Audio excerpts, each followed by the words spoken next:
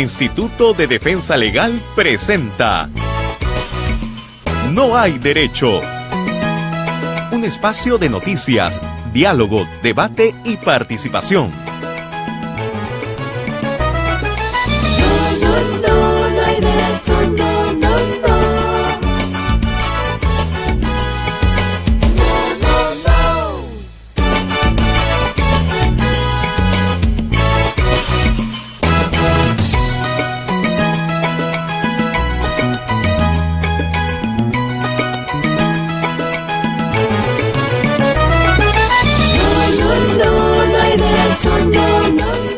¿Qué tal, amigos y amigas? Muy buenos días a todos y todas ustedes. Muchas gracias, como siempre, por acompañarnos. Son las 8 en punto de la mañana y hoy es 7 de agosto del año 2017. Y como todas las mañanas, quiero empezar la jornada, empezar esta semana, saludando a quienes están ya a esta hora sintonizando el 105.5 de la FM aquí en Lima, en la capital de la República, pero siguiéndonos también por otros medios. Muchas gracias a quienes nos siguen en las regiones, gracias a un grupo importante de radioemisoras que a esta hora de la mañana, desde ya muy temprano, están conectados con nosotros para poder llegar también a distintas regiones. Muchísimas gracias también a quienes nos siguen a través de la página web. Para que usted pueda encontrarnos en internet, vaya a la página de la radio, ahí nos va a poder escuchar y por cierto también ver. Muchas gracias también a quienes nos siguen a través de las redes sociales y en particular a quienes lo hacen a través del Facebook. Estamos transmitiendo en vivo y en directo y estamos muy complacidos y contentos de que usted estén del otro lado. Vamos a tener la posibilidad el día de hoy de volvernos a conectar a través de esta vía para poder recoger sus comentarios, sus sugerencias y también poder incorporarlas al análisis, a las preguntas, a las conversaciones que vamos a sostener como hacemos de costumbre aquí en el programa en los siguientes minutos. Quiero agradecer de manera muy especial a mis grandes amigos y colegas Ernesto de la Jara y Gustavo Gorriti por haber la semana pasada venido y de una manera magnífica que ha sido bastante reconocida por nuestros oyentes a través de las redes y por las llamadas que hemos recibido de haberse quedado a cargo de este espacio, de este programa.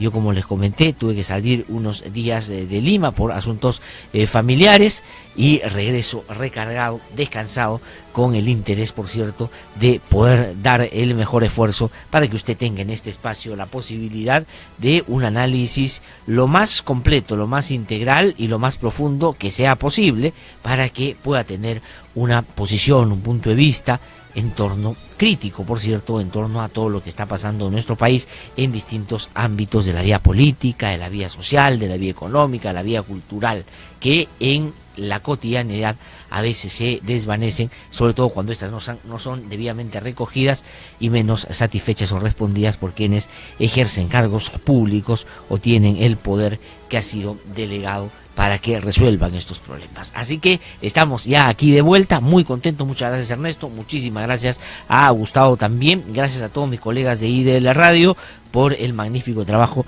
que desarrolla y que la verdad poco hace extrañar cuando uno no está aquí, porque desarrolla una actividad, la verdad, de mucha calidad. Muchísimas gracias a nuestros oyentes que a esta hora de la mañana están ya conectados con nosotros, a María Milagros, a Ana María, a Oito y a otras personas que se están sumando a la transmisión en vivo y en directo a través del Facebook. Quiero comentar varios temas. El fin de semana siempre está muy cargado, pero hay uno que se pudo abordar solamente a la pasada o de pasada el día viernes y tiene que ver con la situación del expresidente Ollanta y de su esposa Nadine Heredia, que, como ustedes saben, ya la sala de apelaciones de la Sala Penal Nacional decidió confirmar la prisión preventiva que en una primera instancia le dio o dispuso el juez Concepción Carhuancho.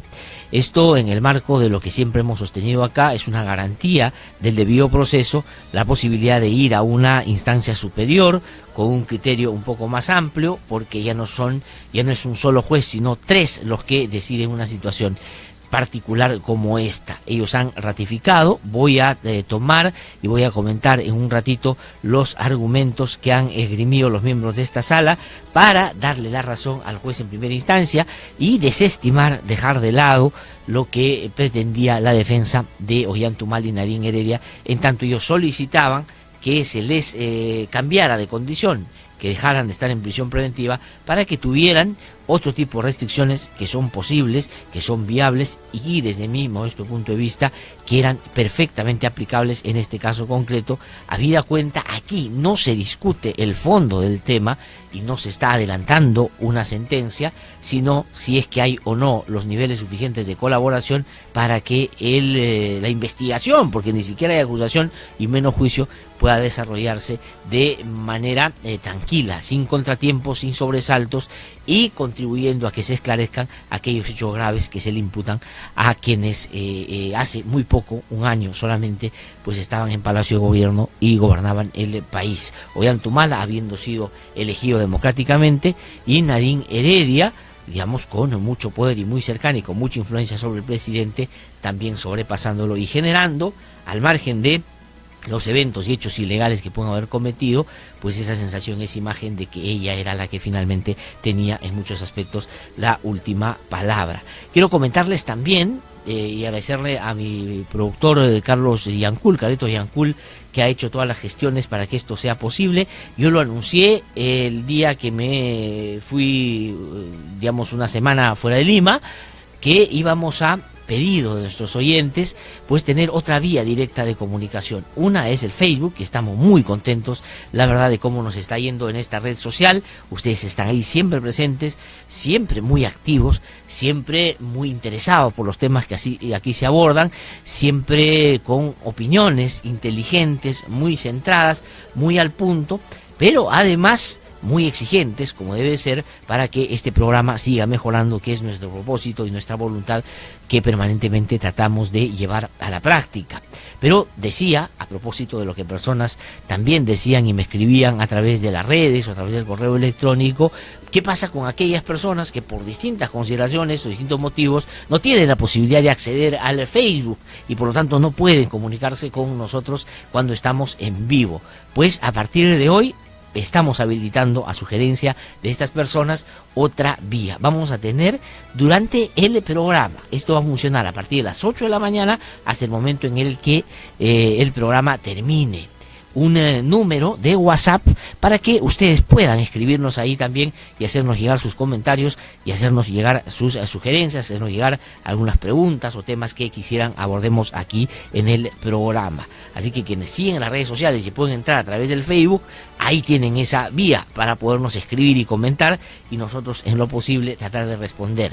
Pero si no pueden usar esa vía por distintos motivos, no tienen todos por qué tener la habilidad, la facilidad de hacerlo, pues lo pueden hacer a través de su celular. Y les voy a dar el número, pero solo va a funcionar entre las 8 de la mañana y el momento en el que termine el programa todos los días. Y se va a habilitar en ese horario todos los días, para que sea una comunicación básicamente en el programa o para el programa en vivo. Usted nos puede escribir a través del 9975-74815.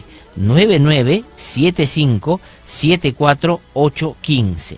Lo repito una vez más, 9975-74815. Ese es nuestro número de WhatsApp para que usted nos pueda también escribir ahí y nosotros con el mayor de los gustos poder comentar y poder hablar sobre los temas que ustedes ahí nos propongan. Así que ya tenemos esta posibilidad y la vamos a tratar de utilizar al máximo, porque de lo que se trata es estar a su servicio. Este programa existe solo por un motivo, una razón, una finalidad, un motor, un motivo, y es que usted esté del otro lado y que usted nos permita llegar a otras personas también. Así que comparta, etiquete a sus amigos, pídale que nos escuche. Una vez que nos escuche, si no les interesa, bueno, en fin, es su decisión, pero de repente sí, y así tenemos más gente, pues sintonizando y siguiendo un poco estas opiniones que lo único que buscan es alimentar la que usted ya seguramente tiene sobre los temas que aquí abordamos. Pues bueno, vamos a iniciar, son las 8:08 de la mañana.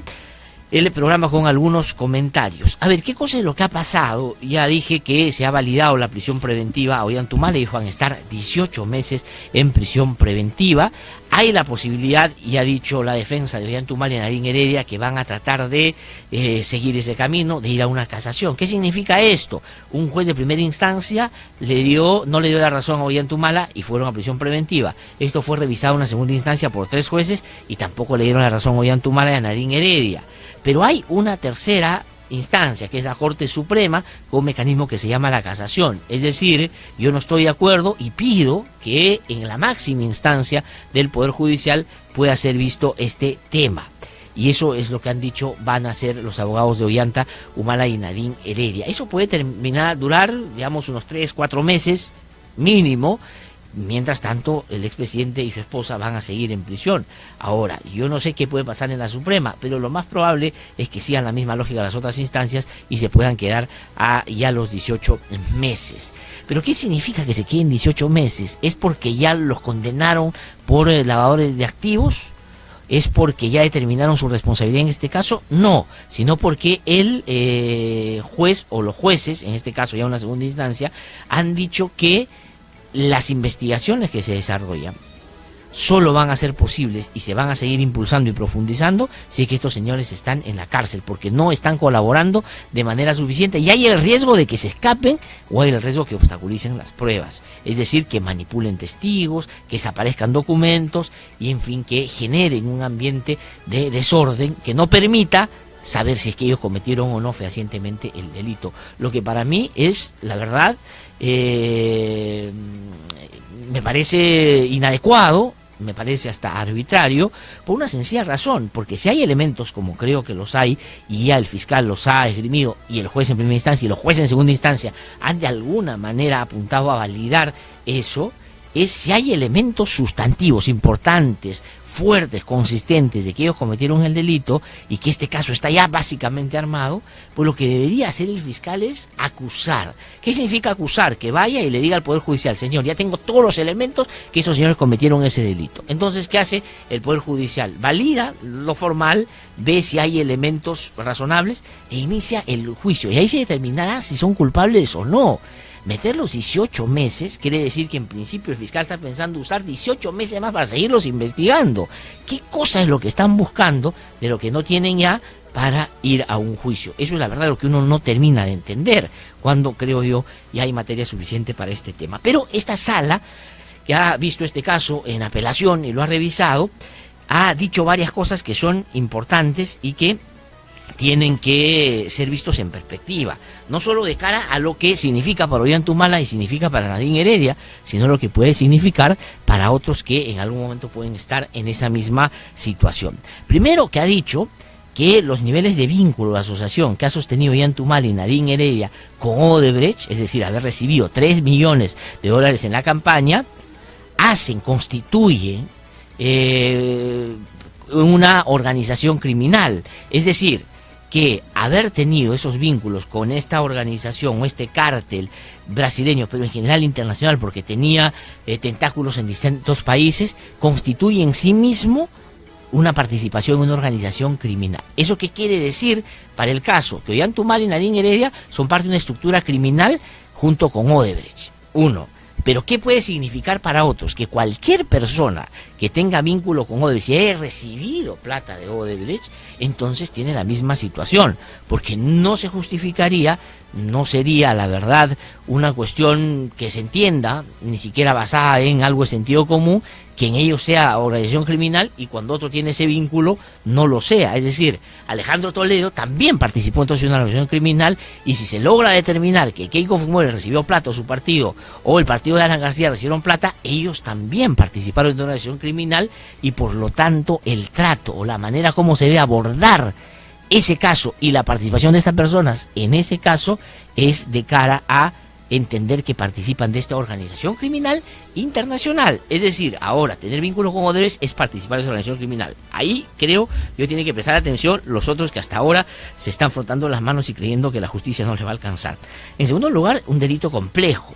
No es un delito o un tema vinculado a aporte campañas que tiene un asunto básicamente administrativo. No, es un asunto que constituye lavado de activos, delito complejo, por lo tanto tiene las características que demanda un asunto de esta naturaleza, y por eso es que se ha trabajado desde las fiscalías de lavado de activos. Es decir, esa es la otra cosa que dice la sala, que también hay que entender, no solo para este caso, sino para los otros. Y que además el haber acreditado vínculo suficiente y relevante de las personas o los imputados con el delito, en buena medida hace la prisión preventiva. Es decir, pesa más para la determinación de la prisión preventiva, ojo, pese a que la ley dice que tiene que haber 3 requisitos básicos cumplidos, no uno más que otro, los 3, pero aquí lo que pesa centralmente es el tema de que hay elementos suficientes para imaginar que ellos cometieron el delito. Cuidado, entonces ahí hay 3 cosas que se están diciendo Ollanta Humala y Nadine Heredia y que pueden servir también para lo que más adelante puede determinar la situación de otras personas. Pero aquí digo yo, y repito, el asunto es fundamental. Si es que hay acreditado ya elementos razonables, suficientes y de peso, que yo creo que en buena medida lo hay, ¿por qué no ha acusado el fiscal? Debió ir por el camino de iniciar ya el juicio. ¿Por qué pedir 1 año y medio más para investigar? Salvo que él sepa de cosas que no nos imaginamos siquiera, pese a que el vínculo que tienen estos fiscales, y en particular este vinculado al caso de Nadine Heredia y Ollanta Humala, tiene pues una cercanía con varios medios de comunicación que casi no filtra, sino volantea algunas cosas para tratar de ubicarse mejor en el ámbito mediático. Pero yo sí creo que esta sentencia, más que a un asunto vinculado a la ley, a los asuntos que se requieren para una medida tan gravosa como el ir a la cárcel para seguir siendo investigado en esa condición, es un asunto que más responde a los asuntos mediáticos y a las presiones que a lo que correspondía en este caso, y a mí no me une ningún vínculo con estos señores, pero sí creo que en un Estado de Derecho hay que saber decir esto, porque esto es un asunto que puede finalmente afectarnos a todos más adelante. Pero, ¿qué cosa es lo que ha significado para Ollanta Humala y Nadine Heredia? Esto, bueno, ya se ha visto, no solo en el ámbito legal están complicados, y en el ámbito político pues es penoso ver que no tienen ninguna defensa, que no tienen ningún soporte mediático, ni nada que pueda significar algún aliento o alguna posibilidad de que pues pueda vía el uso de estos espacios políticos y mediáticos tal vez explicar o tener una mejor ubicación para su propia defensa. Han visto la orfandad en la que se encuentran, una defensa que la verdad me parece que no ha sido tan contundente, y la manera como los jueces y fiscales están actuando, porque hay demasiada presión, han terminado concluyendo esto que todos podemos a estas alturas ya poder apreciar con bastante claridad. Pero también otras cosas que se han dicho aquí. Entonces, si tú perteneces a una organización criminal y tienes un vínculo con determinados familiares, es decir, tu esposa en este caso, tu suegra en este otro, por la particularidad del caso, pero en general eso ya puede ser un asunto que pueda terminar vinculándote a una organización mayor. Ese es un asunto que más adelante, cuando yo ponga otras cosas que quiero mencionar esta mañana, sería fundamental poder poner en relieve y ubicar adecuadamente en el análisis que hay que hacer sobre todos los casos vinculados a Odebrecht. Ahora, dicho eso, sobre Ollanta Humala, son las 8:17 de la mañana, y voy a pedirme unos minutitos porque he estado varios días sin hablar, por lo tanto quiero expresar una opinión en torno a lo que otros hacen o con otros se hace o se deja de hacer. Hoy día leía una columna de opinión de Aldo Mariátegui, que usted se sabe, digamos que es el periodista de opinión más importante y con mayor poder e influencia que hay en el país, según la última encuesta del Poder, por las mismas consideraciones que Kenji Fujimori es el congresista más votado, obviamente, por exactamente las mismas consideraciones. Y él lo que dice es que como se han acabado los argumentos de defensa para Ollanta Humala en el ámbito del legal y en el ámbito de seguirlo victimizando, entonces ahora se está recurriendo a decir por qué Alan García y por qué Keiko no están en la misma condición de Ollanta Humala. Y él dice que no hay elementos para comparar los casos, que son totalmente distintos. Pues bueno, vamos a ver y darle unas ideas, no solo a él, que en este caso creo yo puede haber otro tipo de situaciones detrás, pero en fin, en torno a lo que el Ministerio Público podría ya a estas alturas hacer con otros personajes. En primer lugar, a ver, vamos a comenzar con Alan García, porque mañana voy a desarrollar un poco más el caso de Keiko Fujimori. Son las 8:18 ya de la mañana. A ver, si Ollantumala está preso porque el señor Barata dijo que le entregó 3 millones en directo a través de reuniones que sostuvieron en el departamento que tanto él como su esposa tenían en algún momento, y que después se ha podido corroborar que esa plata llegó a través de, o se trató de justificar a través de personas o nombres de personas que nunca aportaron, pero se dijo en su momento que aportaron, en fin, y ellos están ya presos y procesados y investigados por lavado de activos. El caso de Alan García, la pregunta es por qué su situación es distinta. A ver, ¿qué cosa pasa con Alan García?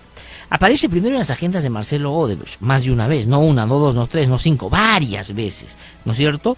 Aparece varias veces. Marcelo Odebrecht, mire, estoy haciendo una lista para alivianar, ayudar, colaborar con el Ministerio Público, que ha estado muy ocupado en los temas vinculados al expresidente Ollantumala, Nadine Heredia y Alejandro Toledo, y con razón, pero que tal vez ha desatendido otras cosas que a estas alturas debería tener un poquito más avanzado. Pero como nosotros tenemos una gran vocación y voluntad de colaborar con la justicia, vamos a ayudarles a organizar el caso y darles o plantearles una teoría para que de repente ellos, tomando algunas ideas, puedan siquiera dar pasitos, ya no digo como los que han dado en otros casos y que saludamos, sino que tampoco vayan al ritmo del despacito, despacito, ¿no es cierto? Porque así nunca llegamos. A ver, Alan García. Alan García, ¿por qué no está en otra situación? Aparece en las agendas de Marcelo Odebrecht varias veces. Marcelo Odebrecht ha dicho que con seguridad le dio plata al partido de Alan García, o de AG, Alan García, en el proceso electoral del 2016. Jorge Barata lo visitó 14 veces a Palacio de Gobierno, con el que ahí sostuvo todas estas reuniones. Viajó más de 20 veces con el señor Barata a distintos puntos del país, inclusive a Brasil. En el gobierno del señor Alan García se generaron 9 adendas y una serie de decretos de urgencia, una serie de leyes y decretos supremos que facilitaron la posibilidad de que Odebrecht ganara más plata. 1.900 millones de dólares solo en adendas durante el régimen de Alan García. Estoy dando elementos de por qué creo yo Alan García debería tener una situación un poquito distinta a la que tiene, ¿no? Luego dio conferencias a empresas y gremios empresariales que contrataron con su gobierno cuando él era presidente de la República y que hoy están presos algunos en Brasil por corruptos. Es el caso del señor Andrés Esteves, y lo ha dicho Gilman en sus 13 en la última entrega del BTG Pactual, ¿no es cierto?, que está preso, le pagó $99.000 por 2 conferencias que él dio, una en Santiago y una en Nueva York. Estoy enumerando varias cosas por las cuales yo creo que el Ministerio Público debería tener un poquito más de atención con el personaje. Odebrecht y otros, otras empresas brasileras, le regaló al señor Alan García su Cristo del Corcovado, no, del Gordobado, ¿cómo se dice? De los robados, ¿cómo se decía? El Cristo ese que está aquí en Chorrillos. Y tampoco se ha investigado. Joao Santana, que era publicista del Partido de los Trabajadores, de Lula y toda la gente vinculada a la corrupción, y que hoy está preso por corrupto, ha dicho que a él le pidieron, los de Odebrecht, que le hiciera la campaña a Alan García el año 2016. También está ya determinado, a través del Departamento de Justicia de Estados Unidos, que en varios casos, y en particular el de la línea 1 del metro de Lima, hubo coima. Ahí hay 4 funcionarios presos, los 4 son del gobierno de Alan García. Uno dijo, aquí la pita no se va a romper por el lado más débil y yo voy a hablar, y decidió después no hablar. El señor Cuba, que era viceministro de Transportes y Comunicaciones, dijo, voy a regresar a hablar todo lo que sé, se ha callado en todos los idiomas. Todos funcionarios muy cercanos a Alan García, y no pasa absolutamente nada. La señora Pilar Nores, esposa del señor Alan García, porque entiendo que todavía mantienen el matrimonio, tiene una ONG que se llama Trabajo y Familia, recibió plata de Odebrecht justo en los momentos en el que se firmaban adendas para Odebrecht en el gobierno de su esposo, y que le dieron, ella dice, una suma menuda, una menudencia de $35.000. Ha reconocido que recibió plata de Odebrecht y sin embargo el señor Alan García no tiene una condición sino la de venir y hacer un show cada vez que viene señalando a los otros como ladrones y diciendo que él no ha pecado ni de pensamiento. Luego también hay una denuncia de una señora que se llama Ángela Valdés, que ha dicho que hay 21 propiedades a nombre de Pilar Nores y que deben ser de Alan García y que deben investigarse, y la ha denunciado por lavado de activos. Pero además el secretario general de Palacio de Gobierno, que es amigo de Alan García y al quien él hizo ministro para la inmunidad, que se llama Luis Nava, tenía un estudio, se lo dejó a sus hijos. Ese estudio contrató con Odebrecht de una manera importante y tampoco eso se ha investigado. El señor Alan García ha transferido la casa que se compró hace no mucho a su hijo menor, como Yantumala a su hijo, y por eso también se dice que debe estar preso él, pero en el caso de Alan García no pasa nada. Ha dado poder a la que es su pareja hoy para que pueda ir y venir con su hijo cuando quiera a Madrid, donde vive, puede viajar el momento que quiere, vive fuera del país, en Madrid. En otros procesos, y acá, porque a Yantumala se le ha validado el hecho de que él, en otro proceso, el caso Madre Mía, compró testigos. Eso es lo que dicen los jueces. Compró testigos y por lo tanto aquí también puede hacerlo en el caso de Madre Mía y puede repetir lo mismo en el caso de Odebrecht y los 3 millones. ¿De acuerdo? En el caso de señor García, pues no hay que detallar cuál fue su comportamiento cuando a él lo acusaron de corrupción en su primer gobierno, que no solo se fue, sino que obstaculizó de tal punto la justicia que los años pasaron y él regresó por prescripción. Pero además de eso, digamos, varias otras cosas que uno podía tener en cuenta sobre García, y la cosa es por qué él sigue como sigue y no pasa nada. Parecería que los únicos en el Perú que al señor Alan García le creen, pese a varias de las cosas que yo he mencionado, que deberían por lo menos ponerlo en una ubicación distinta en el interés de la Fiscalía para investigarlo, son los propios miembros del Ministerio Público, porque el señor Alan García ha dicho: yo no me vendí, yo no me vendo, otros sí se vendieron, y parece que esa afirmación pesa más en este momento que varias de las cosas que hoy día rápidamente he mencionado. Porque la diferencia es lo que el Ministerio Público tiene que aclarar, pero no aclarar en términos de nosotros no nos casamos con nadie, caiga quien caiga, porque esos son clichés que se pueden decir en cualquier momento, con hechos concretos. ¿Qué van a hacer y qué están haciendo para que aquí la justicia no se aplique de manera diferenciada? Son las 8:25 de la mañana y en ese sentido hoy día la República nos trae una buena noticia, que es una investigación que ha desarrollado el portal Convoca y que da cuenta que lo dicho por Hiela Reporteros y por Gustavo Gorriti y la difusión de esta nota en la agenda de Marcelo Odebrecht de que al parecer él escribió que había que darle más plata a Keiko Fujimori en la campaña electoral porque se habían aterrado de que Ollantumala pueda haber recibido o recibir plata de Odebrecht y que después la gente se entere que hoy le dio al candidato menos querido de ese proceso electoral.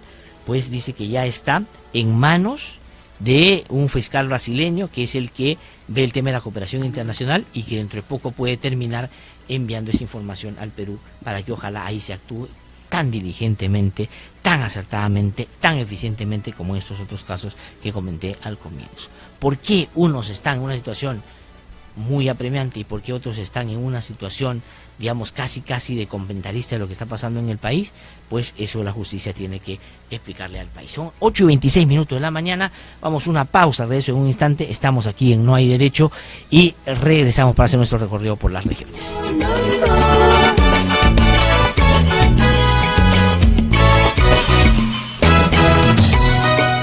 Que no te cuenten cuentos, el Diario 1 te cuenta la verdad. Compra el Diario 1, el diario oficial de la realidad peruana.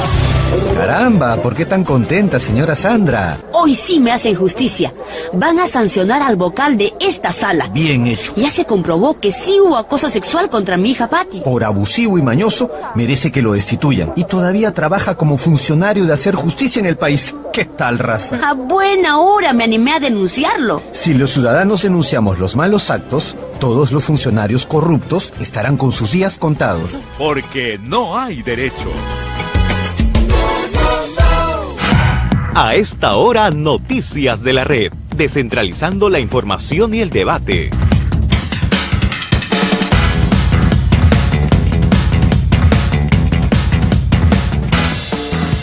Son las 8:28 de la mañana, estamos aquí en No Hay Derecho y empiezan a escribirnos a través del Facebook. Quiero agradecer a María, a Efraín, a Juan, a Carlos, a Rodrigo, a María, a Justa por escribirnos al WhatsApp, pero les pido por favor que solo utilicemos el WhatsApp para mandar mensajes, algunos breves comentarios, algunas preguntas, pero no para llamar, porque si empiezan a llamar va a ser muy difícil que podamos atender a todos. Por supuesto quisiéramos hacerlo, pero no nos dan nuestras posibilidades, así que mándenos mensajes, mándenos comentarios y nosotros con el mayor de los gustos empezaremos a combinar con aquellos que nos están escribiendo ya a través del Facebook esta mañana. Son las 8:28 de la mañana. Vamos a hacer nuestro recorrido por las regiones. Esto es posible gracias a la Red Nacional de IDL Radio. Lo vamos a iniciar esta mañana en Ayacucho. Ahí Mario Zenita Goya está ya con información. Mario, ¿cómo estás? Muy buenos días. Muy buenos días, tengan todos ustedes a la gran red IDL Radio, el programa No Hay Derecho. Aquí nuestra información desde la ciudad de Ayacucho, a pesar del anuncio del gobierno de un aumento salarial a los maestros de 2.000 nuevos soles a partir de diciembre de este año 2017, el magisterio ayacuchano, reuniéndose en una asamblea general extraordinaria este último fin de semana, han decidido continuar con su medida de fuerza, por cuanto consideran que no se ha considerado a los subrepresentantes en la mesa de diálogo. Consideran además de que esta es una manera unilateral por parte del gobierno. No claudicaríamos a pesar de las amenazas de descuento y despido, dijo Edilberto Barzola, dirigente del subte provincial de Huamanga, que estaría ligado al Movadef. Mientras tanto, el director de Educación de Ayacucho, Edgar Meneses, manifestó que convocará una mesa de diálogo a fin de encontrar la solución de esta medida de fuerza. Desde Ayacucho, reportó Mario Zenita Goya. Muchísimas gracias, Mario, por esa información desde la región Ayacucho. Vamos a trasladarnos rápidamente a otra zona del país, esta vez para recibir la información desde Loreto, en Iquitos. Darwin Paniagua, colega, gran amigo, ya en comunicación con nosotros. Darwin, ¿cómo estás? Muy buenos días. Saludos amigos y amigas de todo el país. El ministro de Cultura, Salvador del Solar, estuvo este fin de semana en la ciudad de Iquitos cumpliendo una serie de labores, entre ellas la de clausurar el 5º Encuentro Nacional de Cultura que congregó a asociaciones culturales de todo el país en la capital de la región Loreto. En medio de una concurrida conferencia de prensa, el ministro del Solar anunció además el lanzamiento de la campaña Yo me siento con orgullo, que busca que las personas declaren si pertenecen a determinada cultura, ya sea étnica o afrodescendiente. De otro lado, el ministro del Solar también se pronunció respecto a la ley del cine, a fin de que se industrialice el cine en la región Loreto y en todo el país. Esto es lo que podemos informar, Glaser, desde Iquitos, capital de la región Loreto. Adelante en los estudios. Muchísimas gracias, Darwin, por esa información desde la región Loreto. Vamos a irnos a otra zona del país, esto gracias a la Red Nacional de IDL Radio. Nos vamos a Puno, en Juliaca. Fernando Bustamante está ya con la información. Fernando, ¿cómo estás? Muy buenos días. ¿Qué tal, clase? Muy buenos días.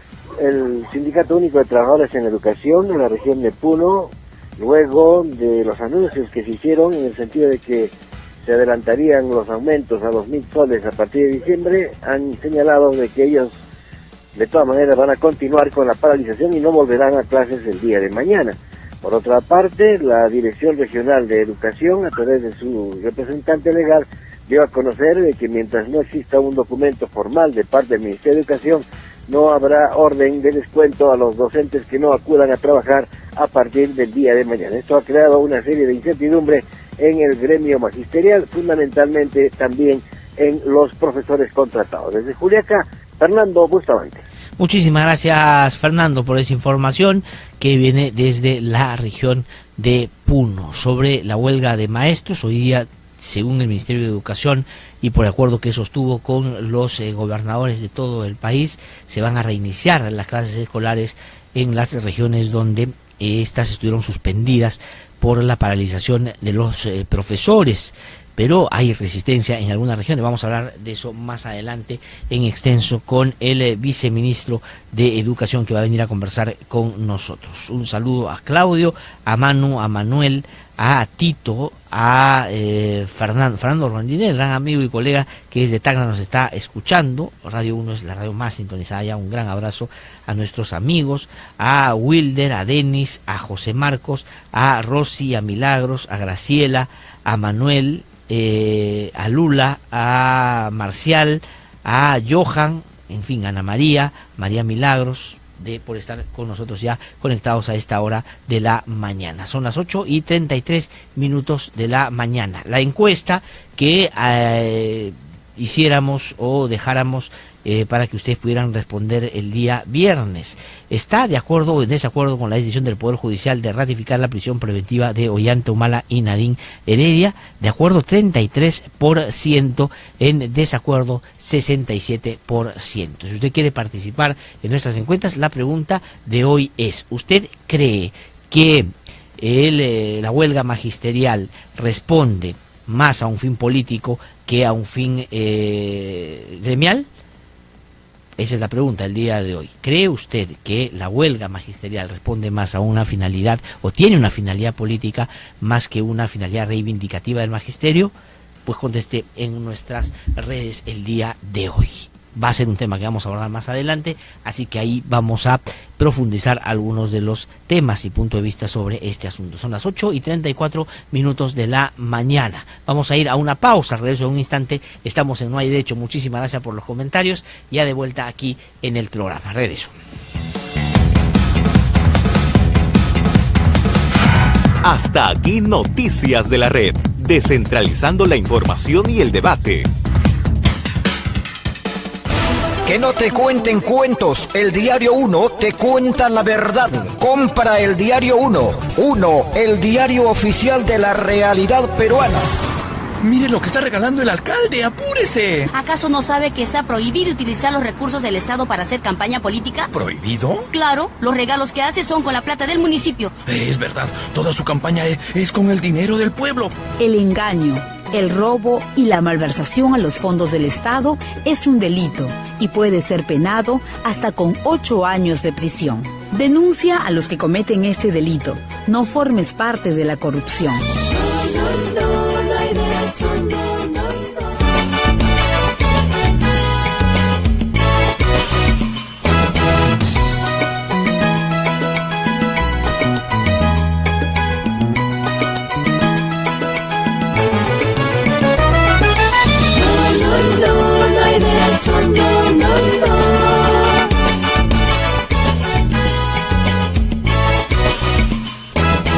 8:36 de la mañana, estamos de vuelta aquí en No Hay Derecho, y como lo comentaba hace un rato, el diario La República hoy día publica en su portada y la desarrolla en su página, una de sus páginas interiores, una investigación de Milagros Salazar de Convoca.p, que es una web, es un portal de noticias, de investigación muy importante, que yo recomiendo que ustedes puedan también revisar. Se llama Convoca.p. Publica: informe sobre la anotación de Odebrecht de pago a Keiko llegaría en los próximos días. Documento de la Policía Federal ya se encuentra en la oficina del fiscal brasileño que coordina con el Ministerio Público de Perú la entrega de pruebas del caso Lavallato. Bueno, estas cosas deberían ser un poquito más rápidas, la verdad. La justificación está un poco en el interés, que es menor, que existe en Brasil sobre los casos que se produjeron fuera de ese país. A ellos les interesa básicamente que se puedan esclarecer los hechos ocurridos en ese país, es la justicia brasileña, y parece que desatienden algunas otras cosas de los países donde operó también Odebrecht. Pero yo creo que si se tiene una actividad, un accionar más proactivo, y se tiene la voluntad, y no hay esta diferenciación dependiendo de quién está o quién puede ser finalmente objeto de investigación en estos casos, el Ministerio Público podría avanzar de una manera un poco más contundente, y ojalá un poco más eficiente, y ojalá tan entusiasta como en algunos otros casos. El señor Peña Cabrera, que es, como ustedes saben, el responsable, Alonso Peña Cabrera, que es el fiscal responsable o encargado de coordinar todo el tema de la cooperación internacional en materia de estas investigaciones del caso Lavallato, le ha dicho a Convoca que uno de los fiscales de Curitiba le ha confirmado de manera informal que esta información, es decir, la información que publicó Idela Reporteros, que publicó Gustavo Gorriti hace ya varios días, hace ya algunas semanas, y que desde mi punto de vista debió ser suficiente para que se abra una investigación ya con ese caso, pero como los fiscales son muy rigurosos, los fiscales aquí en el Perú son,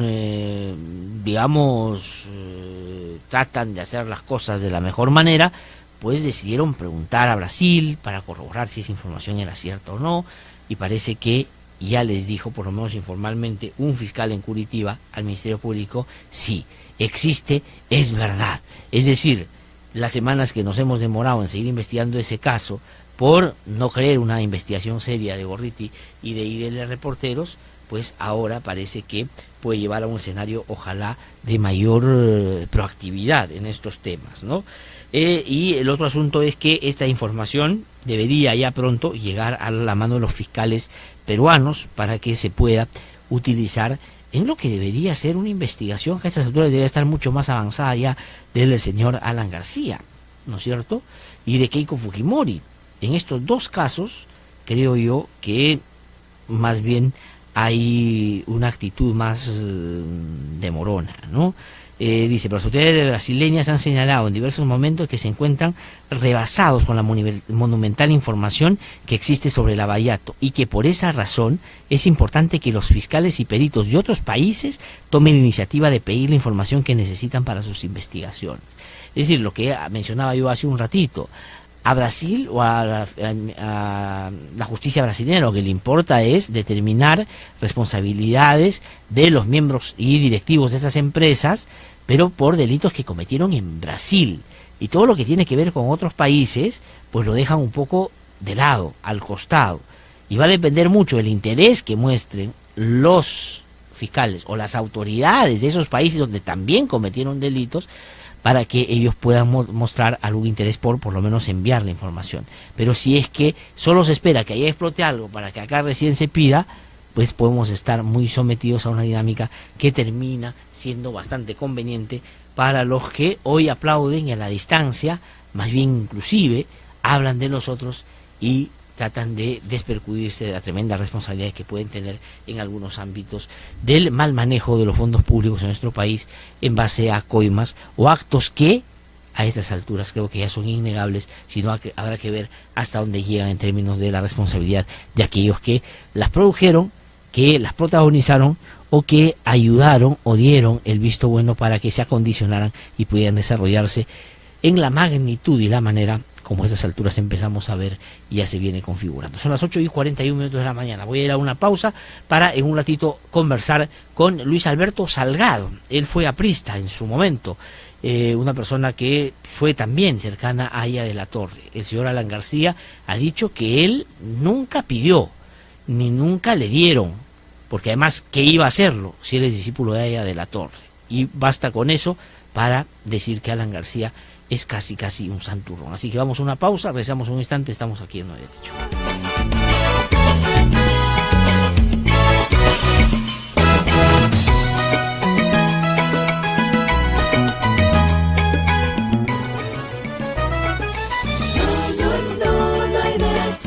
A ver, ¿qué desean, mamitas? Doctor, mire cómo está mi hermana. Mire cómo me ha pegado mi esposo. Venimos de la comisaría, doctor. Mi hermana necesita un certificado médico. Pero para un certificado médico hay que pagar 20 soles. ¿Cómo? Según la ley de violencia familiar, los certificados médicos en casos de violencia familiar son gratuitos. No te dejes sorprender por los médicos o el personal de la posta. Porque no hay derecho.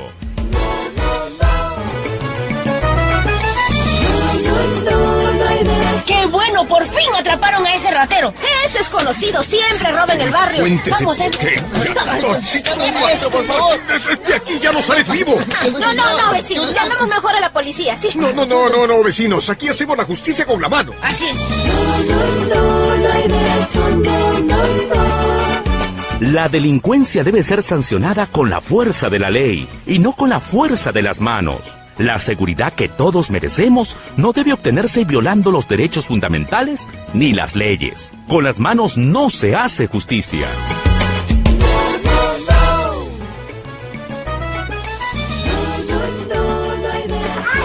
Ya te he dicho, Patricia, que me molesta verte andando con ese cholito. Mira nomás, mira esa traza. Además, chato, pelo trinchudo. Micio todavía. Ay, mamá, no exageres. Además, solo somos amigos. Sí, solo amigos, ¿no? Si todas mis amigas te han visto. Ya te digo, si te veo otra vez con el cholo Quispe, hablaré con la directora para que lo saque del colegio. ¿Cómo te vas a rebajar con esa gente? Nadie puede ser discriminado. No importa su raza, condición social o económica. Todos merecemos ser tratados por igual y con el mismo respeto. Porque no hay derecho.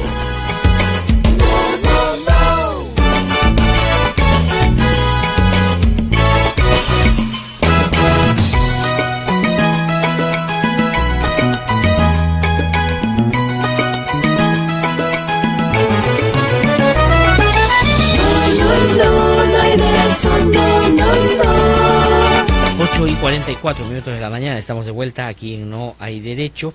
El día miércoles, el fiscal Luis Landa va a sustentar su acusación contra el general en retiro Daniel Urresti por el asesinato del periodista Hugo Bustíos en el año 1989.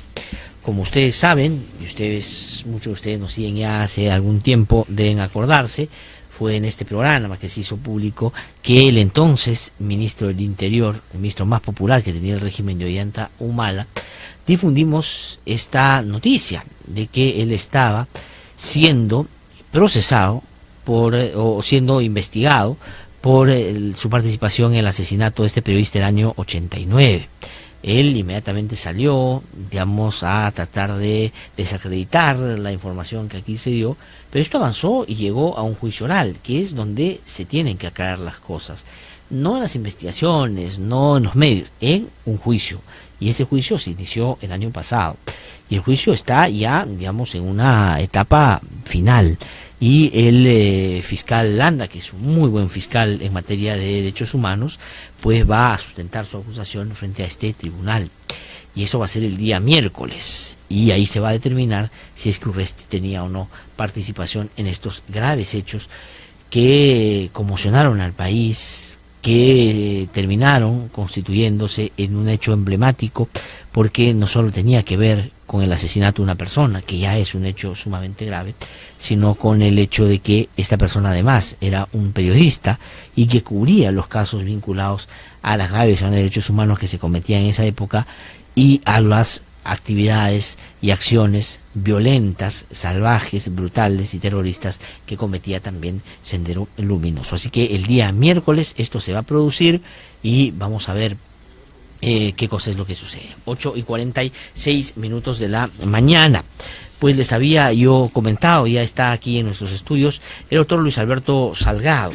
Luis Alberto Salgado es una persona que estuvo muchos años de su vida vinculado al partido aprista. Él dice cuando el partido era el partido aprista y no era el partido de Alan García, una persona que, como muchos jóvenes en esa época, cercana también a Yael Latorre, y que decidió salir del partido para emprender un nuevo movimiento y tratar de recuperar, dice él, una mística que ya en este partido se ha perdido hace tiempo. Doctor Luis Alberto Salgado, es un gusto saludarlo. Muy buenos días, gracias por estar con nosotros aquí esta mañana. Muy buenos días, gracias, muchas gracias también. Las disculpas del caso, llegaron algunos minutos tarde, sí, bueno, salí con la debida precaución, pero sí. Realmente... Bueno, en fin, pasa. Bueno, le agradezco mucho que esté acá. Vamos a tratar de aprovechar los minutos al máximo para recoger su punto de vista sobre algunos temas que son fundamentales, por supuesto, para nuestro país en este momento. Y voy a ir de frente al tema vinculado a Alan García. Alan García ha estado aquí en el Perú hace poco en el Ministerio Público Y, digamos, frente a la exigencia, al pedido de los medios de hablar sobre los temas de corrupción, inclusive en los que a él se le imputa alguna participación, él dijo: yo no me vendí, yo ni me vendí ni me ofrecieron, porque yo soy un seguidor y un hijo de Haya de la Torre, ¿no es cierto? Un seguidor de Haya de la Torre. Debemos en ese sentido, básicamente con ese dicho, digamos, absolverlo de cualquier responsabilidad en lo que se le imputa concretamente. Bueno, se pueden decir muchas cosas y muchos y algunos, y el señor García, debido a la persistencia de esas declaraciones utilizando o pretendiendo utilizar la figura de Haya de la Torre, de exonerarse de toda responsabilidad. Yo eso lo pondría al margen, porque cada vez eso vale menos, dependiendo de lo que las evidencias y los hechos y los años van demostrando. ¿Desde cuándo vale menos en el caso de Alan García esa vinculación con Haya de la Torre? Digo, en términos estrictamente políticos, ¿no es cierto? Porque él siempre argumenta ser, pues, una persona no solo que llevó al APRA a 2 ejercicios presidenciales, sino que él siempre se reafirma en ser un seguidor y un discípulo de Haya de la Torre. Bueno, yo puedo hablar de la experiencia personal. Estuve todos mis años universitarios, incluso desde el último año escolar, y en los años universitarios relativamente cerca, junto con una treintena de dirigentes universitarios en esos años 70, difíciles años de dictadura militar, en los cuales la mayor parte de ese tiempo el señor García estaba en el extranjero, ¿no? Y venía de vez en cuando. Quienes estuvimos de cerca, bueno, distinta es la forma que cada uno tenía desarrollado su relación con Haya de la Torre. En mi caso llegué a tener esta responsabilidad dirigiendo el Comando Universitario de la Católica durante los años en que estuve, no porque yo me quisiera quedar en ese Comando Universitario como secretario general, sino porque surgía de alguna manera natural ante los compañeros del entorno en la Universidad Católica y del mismo Haya de la Torre. Llegamos a ganar el Centro Federado de Derecho, 2 veces participación a la Federación. Entonces, de esa experiencia personal, yo le puedo decir que yo tomo con mucha seriedad esta relación pasada y hasta con algún afecto, un afecto real, ¿él no? de relación con Haya de la Torre. Yo no lo sé porque aquí yo creo, Glasser, que hay que ir ya a los hechos, lo que van diciendo las evidencias. No, sin duda, pero yo te digo... Y esto demuestra, ¿no?, cómo la utilización de la figura epónima, de la figura egregia, a prueba de todo, de Haya de la Torre, más allá de los errores políticos que pudieran haberse cometido, la austeridad y la honestidad de Haya de la Torre, que pudo haber sido millonario a los 35 o 40 años de edad. Pudo haber llegado a la presidencia a los 35 años de edad si lo hubiera pactado con los poderes fácticos, corruptos, oligárquicos de entonces. No lo hizo. Escogió el camino difícil, el camino de ser coherente y consistente con lo que decía, cosa que de ninguna manera ya se aprecia en el señor Alan García, ¿no? Y a ello es que un poco sobre los comentarios que ha venido haciendo, que ha venido realizando hace un momento sobre este doble rasero que se produce, ahí está la demostración, esa debacle moral dentro del PAP dirigido bajo Alan García, es la mayor evidencia, ¿no?, de cómo con el tiempo esto ya cae sobre como una tecla que se usa y se reusa y se malusa. Esto de que fui discípulo de Haya de la Torre, eso ya no lo cree realmente, o lo cree muy poca gente. Ahora, si Haya de la Torre, que es verdad, uno puede haber disentido, discrepado políticamente con el APRA, pero creo que en general la figura de Haya de la Torre es una figura muy reconocida en términos políticos en el Perú. Nacional e internacional, por supuesto. Claro.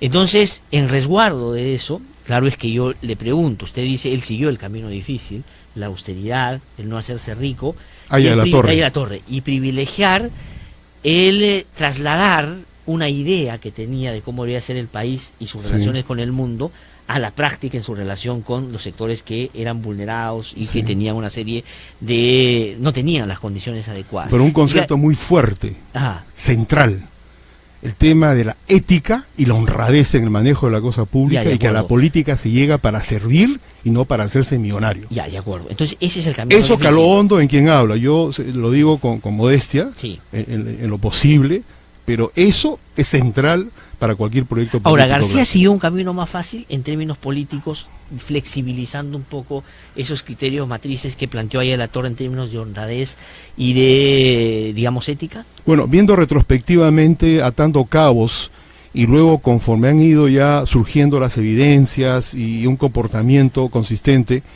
y especialmente ya en mi relación personal que tuve, la experiencia personal que tuve en el último gobierno, donde salí ahí en marzo de 2008, yo compruebo que no hay coherencia ni consistencia en lo que sostiene el señor Alan García. Ajá. Yo salí del gobierno por combatir y por resistirme a un acto de corrupción y por discrepancias hondas, sustantivas con respecto a los derechos humanos. Sí. ¿Cuáles fueron los casos, finalmente, solamente para recordar a nuestros oyentes, que hicieron que usted saliera de ese gobierno? El caso central de corrupción fue el caso de Baruch Ipcher, ¿no?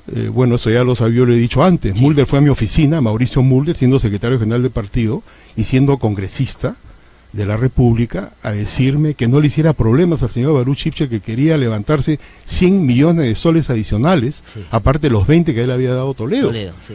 Y entonces, yo no sé, una relación que teníamos en ese momento cercana, hasta casi fraterna con Mulder, parece que ahí se vino abajo, porque parece que estos señores creían que yo había llegado de las Naciones Unidas, ¿no?, para cohonestar, para encubrir o para mentir en nombre del Estado. Y a eso es lo que precisamente no aprendí de Aya de la Torre. De Aya de la Torre aprendí que se llega para honrar, defender los intereses del Estado y el otro caso fue y defender los derechos humanos. ¿Y el otro caso cuál fue? Bueno, en el caso de García, las discrepancias hondas con relación al manejo de los derechos humanos y sobre todo en el caso, en ese momento, de Bagua, ¿no?, que era un poco el caso emblemático. No fue el único, pero fue el más visible, el más publicitado.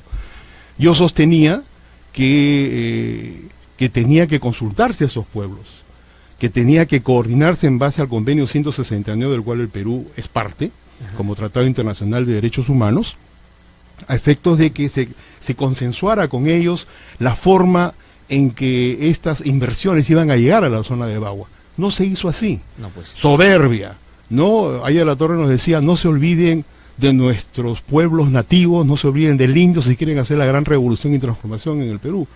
Y una cuestión elemental era consultar, coordinar con ellos, explicarles. A esos pueblos indígenas que Alan García dijo que se creen ciudadanos de primera clase para paralizar el país y no dejar que se desarrolle.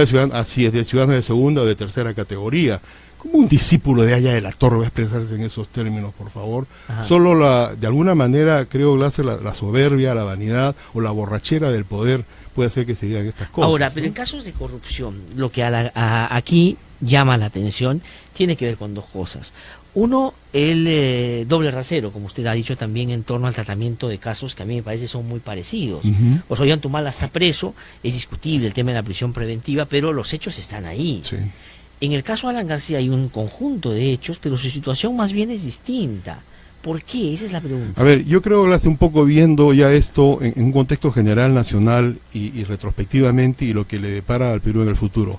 Esto que está aconteciendo, este doble rasero, esto que pasa con la huelga de los maestros y de los médicos, este tema del Consejo de la Magistratura, el grave problema de lo que ha ocurrido hace poco con las lluvias torrenciales, la imprevisión, el problema de corrupción y el doble trato, esta doble aproximación que hace la Fiscalía en dos casos, el caso de Toledo y el caso de Humala, y en el caso de García y de Keiko Fujimori, pues insólitamente concesivos, como es sostenido. Sí.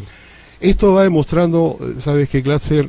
Las falencias y las flaquezas muy graves del Perú, ¿no? Y de cómo, en el mismo tema de Venezuela también, ¿no? Cómo se aprovechan estas circunstancias, y esto de Venezuela ha sido una oportunidad también para ver cómo por un lado se utiliza efectivamente estos abusos de esta dictadura corrupta de Nicolás Maduro, por un lado. Es una dictadura y son abusos. Así es. Y por otro lado, esta situación ambivalente, ambigua, de estos sectores de la izquierda parlamentaria. Es una vergüenza. Que les han efectivamente. Yo escuchaba a Marco Arana la vez pasada decir que están haciendo el juego a Donald Trump. O sea, porque 2 por 2 son 4, no hay que decir que 2 por 2 son 4. ¿no? Y el otro ¿Por qué? grupo Porque que eso salió lo al dice el momento en señor. que se votó en el Congreso una moción en contra de lo que estaba pasando. Así es. Y de apoyo a los... a mí me parece una vergüenza. Entonces, Claro. eso va revelando que ese sector, que en un momento pudo haber tenido alguna visión o alguna posibilidad, demuestra que tienen el ADN totalitario por ese lado. Y por otro lado, ¿con qué autoridad moral así van a combatir a la corrupción? Claro. Esos sectores de izquierda, Sí. de izquierda marxista, leninista, estalinista o la izquierda reciclada, como quieran llamarle.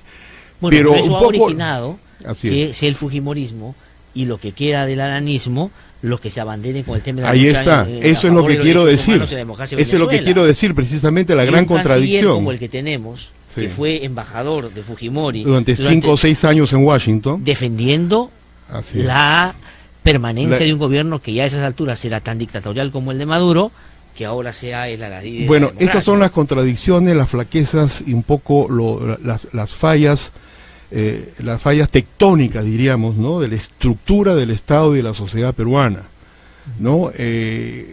Esta situación del doble rasero de la Fiscalía, por ejemplo, ¿no? Y efectivamente estas denuncias que han habido respecto de las donaciones de Odebrecht, ¿no? Y entre ellas a la ONG de la señora Pilar Pilar Nores, Nores. pues que se investigue, pero es realmente muy preocupante, altamente preocupante el comportamiento del Ministerio Público. Ajá. ¿no? Ahora, pero la Porque este es un pregunta tema... sí. O sea, la pregunta es por qué. Porque, a ver, en el caso del fujimorismo, yo creo que el razonamiento de determinados jueces fiscales es, mire el peso que tienen en el Congreso y pueden sacar al fiscal de la Nación y pueden sacar al presidente. Porque, si Que quisieran. dicho sea de paso, es una mayoría inflada, Sí, por el tema de la inflamada, sopa artificial, ya, de que acuerdo. nunca debió ser. Es verdad, pero en y es términos producto concretos, además de sí. la falencia institucional y me atrevo a decir un nivel de corrupción dentro del Jurado Nacional de Elecciones en ese momento. Ajá, de acuerdo. Así que forma parte del gran problema nacional de Que corrupción. ellos no también. quieren resolver y no quieren hacer la reforma política, es verdad, pero o sea, tienen sus 71, 72 congresistas y asuntos. Sí. Pero y el APLA, ¿por qué? O digamos, ¿qué cosa es lo que hace que a él tenga un trato VIP? O sea, ¿qué hace que Alan García, cuando lo vean, digan no? Mejor sigamos con lo de Humala, sigamos con lo de Toledo. O sea, por ejemplo, lo que acaba de pasar con el Ministerio de Justicia, ¿no? Sí. Dice que una cuestión emblemática, las oficinas que eran de Coteva, de eso, le han dado a los gobiernos regionales y han publicitado eso. Claro.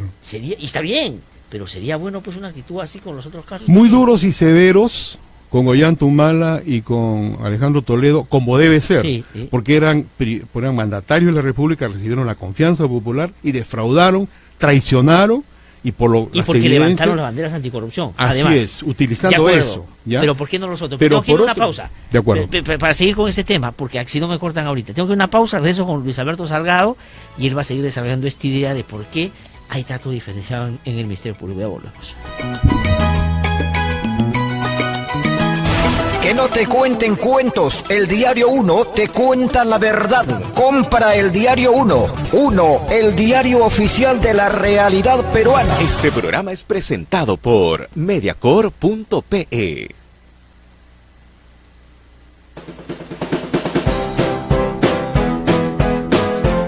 Curiosidades. ¿Sabías que el acto de aplaudir es contagioso? Según un estudio realizado en Suecia, expresa que el aplauso es contagioso y la duración de una ovación depende del número de espectadores. Si solo un número pequeño de personas empieza a aplaudir, puede extenderse por todo el grupo. Y basta que uno o dos individuos decidan dejar de aplaudir de forma continua, el aplauso se apagará.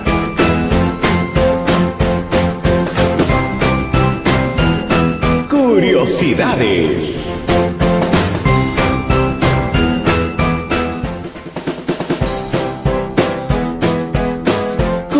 Curiosidades. ¿Sabías que los grillos se perfuman para encontrar a su pareja? Así es, científicos australianos descubrieron que los grillos utilizan diferentes técnicas de apareamiento. Los más fuertes cantan y los más débiles se perfuman para atraer a las hembras. Los científicos observaron que en las peleas entre grillos, el macho ganador produce un sonido de cortejo en presencia del macho subordinado.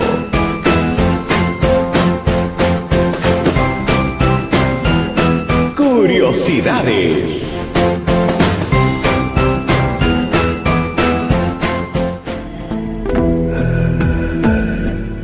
Presentamos Lo Nuestro es Primero. La cultura mochica floreció entre los siglos I y VII después de Cristo en la llanura costera del norte del Perú, en la actual región de Lambayeque. Combina zonas desérticas, ricos valles y bosques secos.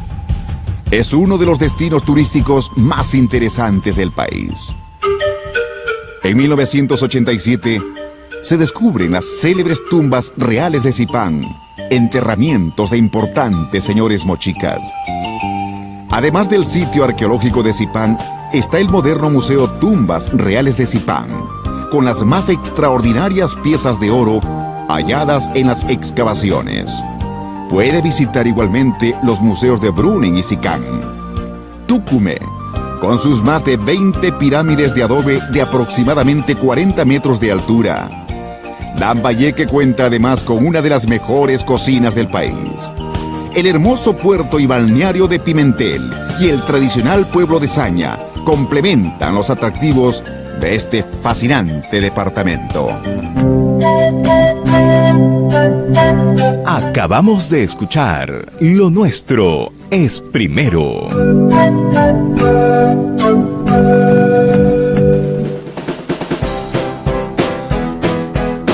Curiosidades. ¿Sabías que los tiburones utilizan mapas mentales para desplazarse? Científicos de Estados Unidos determinaron esto después de analizar datos procedentes de tiburones tigre, a los que se les había colocado transmisores acústicos, y de esta forma descubrieron que esta especie de tiburón siempre toma caminos directos de un lado a otro. Los investigadores expresan que esta conducta muestra una gran capacidad para registrar mentalmente mapas de sitios clave. Curiosidades.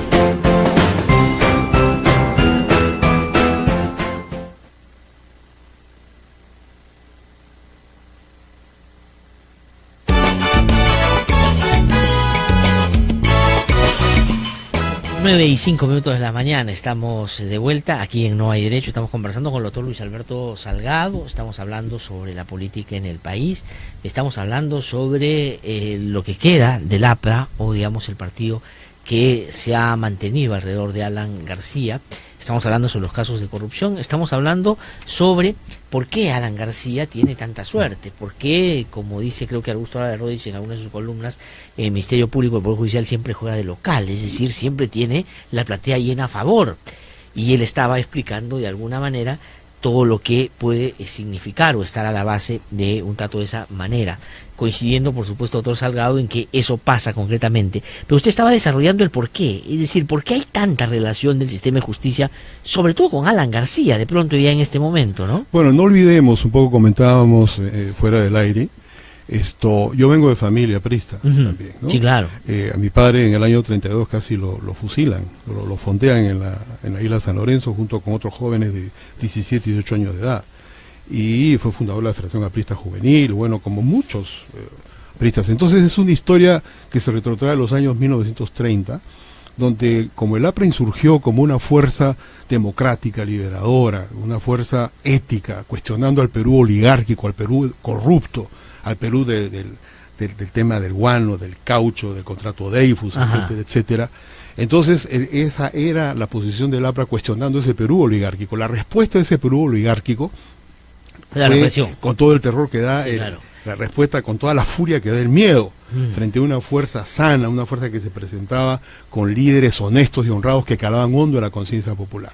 Entonces, las persecuciones, un poco lo que hablábamos, sí, ha originado que un sentido de defensa, un instinto de defensa en los hogares apristas y en los dirigentes apristas, para dentro de las reglas del mecanismo de la institución, de las instituciones del Estado, del Poder Judicial, Fiscalía, defender, ¿no?, a esos jóvenes, a esos militantes, hombres y mujeres, que eran perseguidos, que eran arrinconados. Entonces, hubo una tradición de que en los hogares apristas hubiera por lo menos siempre también un abogado, que es decir, defendiera. era una cosa que, digamos, se había como constituido en un sentido común dentro de la familia. De fraternidad, tener por lo elevado. menos un abogado que pudiera en situaciones de dificultad socorrer a los compañeros. O la mayor ayudar. cantidad de abogados posibles Ya, de dentro de acuerdo. esa posibilidad, ¿no? Para defendernos frente a los abusos y los atropellos de las dictaduras militares o civiles. Ya, de acuerdo. Pero ¿no? los abogados Entonces, eso era no solo una- defienden, pueden ser jueces y fiscales también. Claro, entonces fue una respuesta colectiva, ¿no? Institucional del APRA,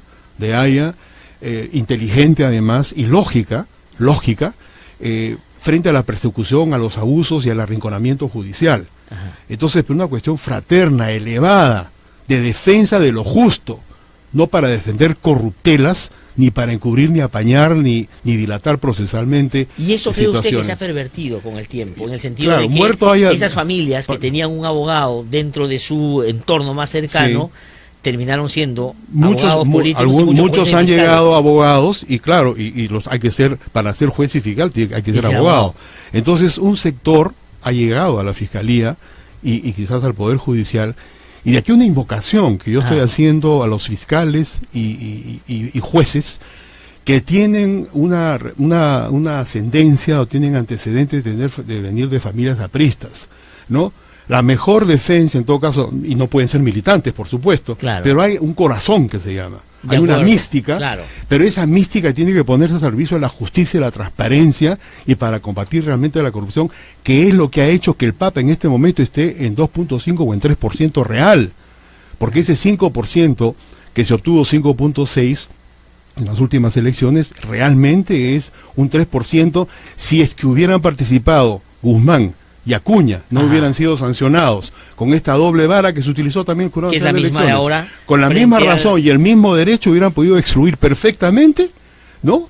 A Keiko Fujimori y a Alan García del proceso electoral, como lo hicieron con Julio Guzmán y César Acuña. De acuerdo. Pero digamos, no, es más o menos lo que entonces, pasa ahora en términos de investigaciones sobre así es. corrupción. Entonces, volviendo a este tema central, yo creo que ahí está la distorsión y un poco cómo se ha utilizado perversamente esta mística elevada de defensa frente a los atropellos de dictaduras militares, como llevando al extremo de que la mística se utiliza precisamente Para la impunidad. para encubrir la impunidad. ¿Y eso cree usted que justifica el hecho de que hoy traten de manera distinta De alguna- a Alan García? ¿Cree usted? efectiva. Aparte de eso, el problema general de corrupción en el Perú, Glatzer, ¿no? Esto también es cierto. Si a un tipo metido de juez o de fiscal le ponen 100.000 o 200.000 dólares debajo de la mesa para decir, oye, archiva, mételo en el cajón este expediente y velo dentro de medio año, un año, y que pase el tiempo a ver si prescribe, y que probablemente prescriba, Que es pues un ahí verbo tiene- que el señor Alan García ha conjugado bastante bien en Bueno, los últimos años. entonces ¿no? ese es un tema. No olvidemos que los distintos temas de su primer gobierno, él no fue absuelto. Él utilizó la figura esta de la prescripción para que simplemente no se le juzgue. ¿No? Entonces en su momento él nos decía, me persigue la derecha, me persiguen los enemigos de ahí de la torre, etcétera, y algunos le creímos hasta cierto momento. Cuando nos dimos cuenta racionalmente de que eso ya no era así, que se estaba utilizando al partido para blindarse frente a estas acusaciones, es que comenzó realmente la diáspora aprista, y por eso ese sólido norte ya no existe. Y lo conozco de cerca porque he viajado en 19 regiones durante 3 años o 4 años recorriendo el país, y he estado en centenares de hogares apristas que me expresan esta situación, incluyendo en el Bastión de Bastiones, en Casagrande, en Laredo y en Cartavio. claro, digamos, Clase el donde se sólido originó- norte. Así es, ahí donde insurgió la mística fundamental del Bastión de Bastiones en esas haciendas azucareras, donde padres, hijos y nietos, la tradición aprista. Entonces, ellos que a nosotros nos han recibido, a esta corriente nacional que expresamos, nos dicen, aquí no entra Alan García porque ese es un traidor y nos ha deshonrado y es una vergüenza nacional, él y su cúpula para nosotros. Ya, de acuerdo, ¿Cómo pero, van a votar ellos? pero por la estrella? políticamente, Alan García es mucho más fuerte que Ollantumala y que Alejandro Toledo. También, claro, sí. Pero digamos, si uno ve lo que tiene, no es tan diferente tampoco, porque el APRA le fue muy mal en las últimas elecciones, tuvo que aliarse con el PPC y con un partido del señor Sotomayor en el Callao, y finalmente su sobrevivencia básicamente está... Aliado además del señor Alex Curi, ¿no? de Alex No Curi, olvidemos. es verdad. Y de pero Félix Moreno, y de Félix Moreno. Muy cercano a Félix Moreno. Claro. De acuerdo. Sí. Pero ¿por qué? Ya, y los casos de corrupción de García, porque tengo que ir terminando ya, ¿a usted le parece que tienen asidero? Es decir, su vínculo con Odebrecht, por ejemplo, acaba de conocerse, hace poco usted lo ha mencionado, que la ONG, la señora Pilar, no le recibía plata. Ella salió a confirmarlo y a tratar de ningunear diciendo que solo eran $35.000. Y como alguien decía por el Twitter, no sé quién exactamente, ¿cuánto de plata habrá manejado que $35.000 le parece poco? Una ridiculez ha Sí, dicho una la señora ridiculez ha Pilar. dicho. Bueno, yo aquí lo que digo es que tiene que esperarse que la Fiscalía investigue como debe investigar.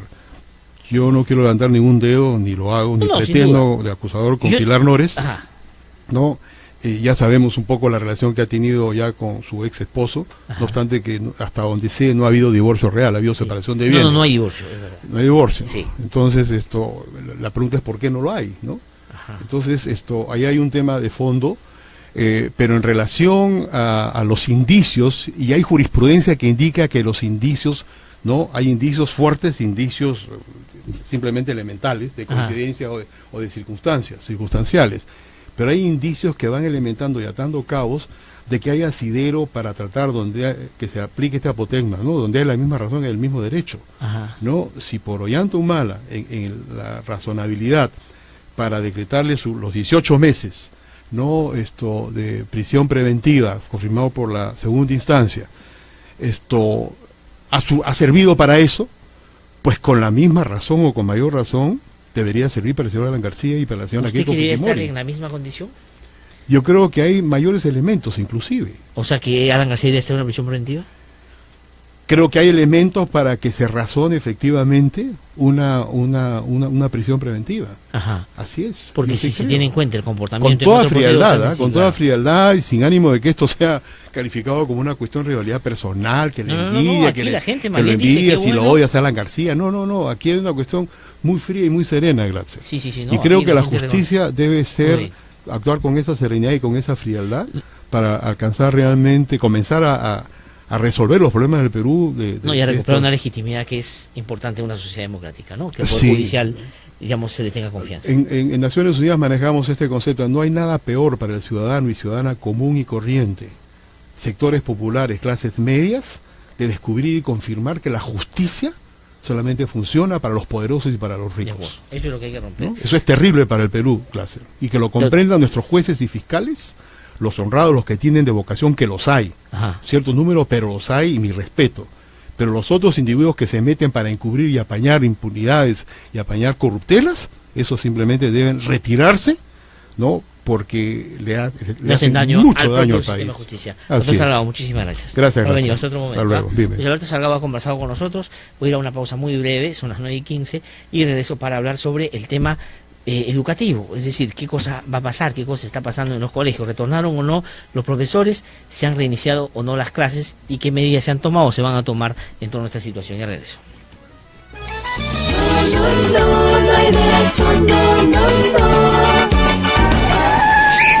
A ver usted, deténgase.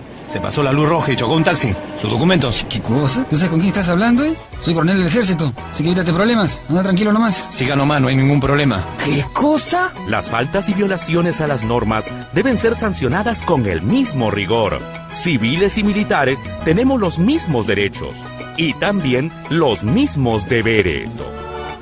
Porque no hay derecho.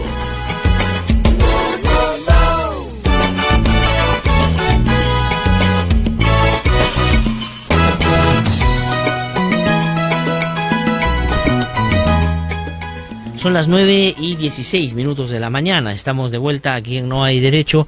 Temprano brevemente comenté este tema, el tema de la educación es fundamental, es un asunto central para que los países puedan desarrollarse. La única manera de hacernos iguales es la educación y de poder aspirar a oportunidades diversas. Y hay un problema, o ha habido en los últimos tiempos un problema, un grupo importante del magisterio ha estado en una actitud de huelga, de protesta, en contra de lo que el gobierno inicialmente había planteado, básicamente en torno a las remuneraciones que se habían previsto puedan tener un piso de 2.000 soles a partir del próximo año. Ya el gobierno tomó una decisión de adelantar eso hacia diciembre y en un acuerdo con los gobiernos regionales han decidido que las clases se reinicien el día de hoy en esas zonas donde estaban paralizadas. Y van a aplicarse, de suceder lo contrario, algunas medidas que, digamos, terminan siendo razonables, el descuento y el despido de aquellos que insistan en una cosa de esta naturaleza. Estamos en comunicación telefónica con Fernando Cáceres, él es viceministro de Gestión Institucional del Ministerio de Educación, que ha tenido la gentileza de contestar nuestra llamada para conversar sobre este tema. Señor viceministro, es un gusto saludarlo, muy buenos días. Muy buenos días, gracias por la invitación. No, al contrario, muchas gracias por atendernos. Lo primero es preguntarle más bien por datos de esta hora que tiene el Ministerio de Educación. ¿Cómo se vienen desarrollando las actividades ahí en las zonas donde en los últimos días más bien han habido estas paralizaciones, esta huelga? ¿Y se puede dar ya alguna información en torno a que todo está revirtiéndose y está retomándose a una situación, digamos, normal o de calma? A esta hora aún todavía no tenemos un balance. Tenemos algunos casos positivos y algunos casos donde todavía vemos que no se han reiniciado, pero todavía hay que esperar algunas horas para poder hacer el balance de cómo ha ido el día de hoy. De acuerdo, ¿y hay algún incidente concreto que haya, por ser diferente o ser particular, que haya llamado la atención del Ministerio y que en este momento estén abocados a la tarea de tratar de revertirlo, o digamos está dentro de lo que más o menos estaban imaginando ustedes iba a pasar? Bueno, hay algunas localidades donde, por ejemplo, los gobernadores y los directores regionales están conversando con los maestros y se espera, digamos, que esto logre convencerlos de que vuelvan a las clases con el transcurso de las horas. O sea, algo que ocurre es que los beneficios de la carrera docente no son correctamente o no llegan muchas veces a ser entendidos por muchos maestros, porque de repente no han tenido a su alcance toda la información. Ajá, ¿cuáles, por ejemplo? Que espacios como el suyo nos permite, digamos, poder hacer de conocimiento del magisterio que, por ejemplo, en diciembre todos los profesores contratados y nombrados de la primera escala van a tener un piso de 2.000 soles y en la sexta escala de 3.500. Pero este es solamente uno de los beneficios de la carrera docente. Hay becas para los maestros, hay becas para sus hijos. Hemos recortado la cantidad de horas de cada una de las escalas para poder ascender en la carrera, hemos ampliado las plazas de 22.000 a 34.000, etcétera. Es decir, venimos desde el 2014 en un esfuerzo titánico por revalorar la carrera docente. De acuerdo. Vayamos entonces a repasar un poco esos puntos que, es verdad, pueden no haberse comprendido en su dimensión real o que, digamos, no han sido tan bien comunicados, que de pronto el país es tan diverso, el país es tan complejo, que la información a veces llega un poco distorsionada o tarde.